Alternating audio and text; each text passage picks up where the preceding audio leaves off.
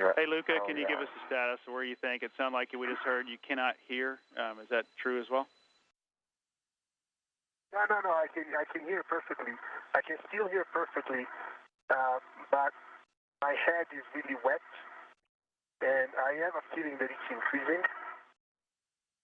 Space Center here in Houston, Texas. We're going to be talking today about this. Early on, we had to make adjustments, and David, Karina, and the rest of the ops team did a great job in making sure that we did our number one objective, which is to get the crew back in the airlock, get them into the ISS safely, and that goal was accomplished. So from that standpoint, I think we can all breathe a sigh of relief and say that indeed we did have some success today of what happened today. Okay, yeah, what I'm going to do is we'll find the right time to go do this EVA once we understand exactly what happened on orbit today and how we can ensure that it won't happen again. Okay, yeah, what I'm going to do is he started reporting water, a sensation of water in the back of his head, specifically kind of a gush or whatever, just kind of a bubble in the back of his head. I think you covered the timeline pretty well, David.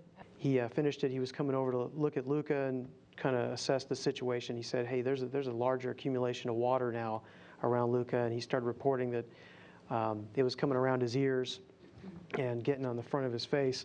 And it was at that point that, per the rules and guidelines we judged that it was in the best interest of the crew and the mission of the task that day that we would call terminate the EVA. You want to add? I think you covered the timeline pretty well, David. 13:26 GMT, we had both crew in the airlock, hatches closed, and we at that point started getting reports from both Chris and Luca that the amount of water accumulating in his helmet was increasing. So we went through what we call an expedited suit doffing procedure. We're going to start off with questions here in Houston, and we'll go to the phone line. Let's start down here with Gina.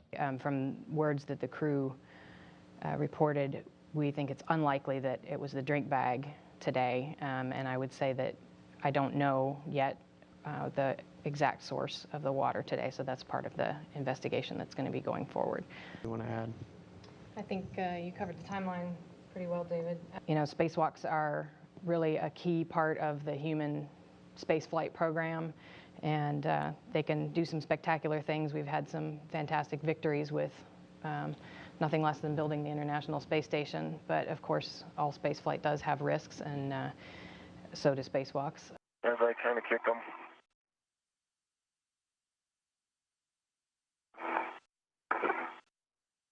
Doffing for Luca. Okay, we copy all. Okay, I think that's all. Thermal cover is closed.